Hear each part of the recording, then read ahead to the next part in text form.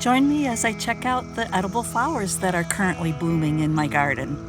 I'm going to start out here in my herbs and edible flowers bed. And I'm waiting until Saturday to harvest these chive blossoms because I'll be doing a workshop in which we will make chive blossom vinegar. But that's not all we're gonna do, so I want to see what else I've got blooming that I could use to bring other things to taste, try, and talk about what to make and do with them. So first of all, over here, I've got the herb sage is blooming. Now, any flower from an herb is edible. So I might use that. Maybe I'll make a edible flower butter with it. I also have several bachelor's buttons. Now, the flavor of bachelor's buttons doesn't exactly thrill me, but these are nice to put in ice cubes, which I'll probably do for Saturday, and or just to place on top of a frosted cupcake or other dessert, or just to sprinkle around a dish for garnish.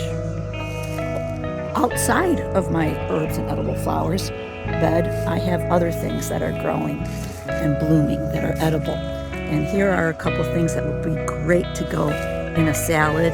And I want to bring a salad to the workshop on Saturday so that we can make chive blossom vinaigrette with the chive blossom vinegar and try it out on a salad. So we've got kale here that is flowering. So of course, these would make a lovely addition to a salad on Saturday. And then borage. These are very pretty flowers, and they have a cucumbery taste, also great in salads. And here I've got more of the bachelor's buttons. So these are all things I can use Saturday's workshop. Let's see what's in the rest of my garden. And in this bed, it's filled with edible flowers, the chamomile. So you can see I need to harvest it, and I'm going to dry it for tea, of course.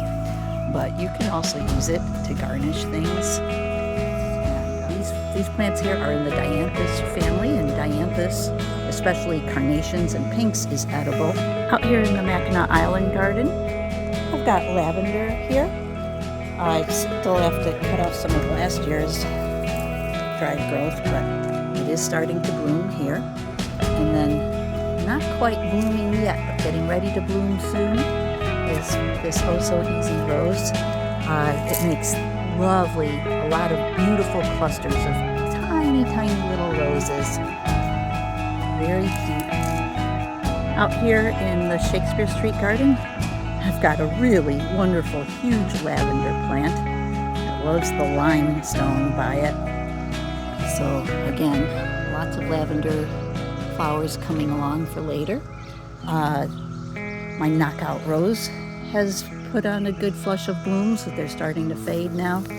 So I might grab the last few petals here and pop them into ice cubes or dry them.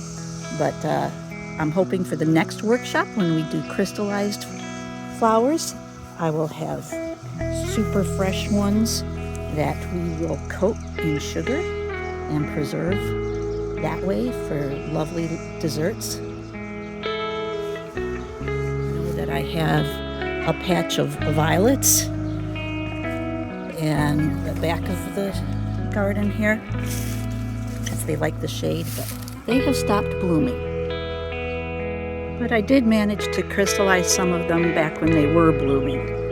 And this is what we'll be doing in my next edible flowers workshop, but with pansies and rose petals.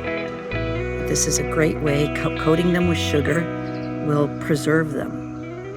So even though my violets are gone, I still have some right here that I can use in desserts.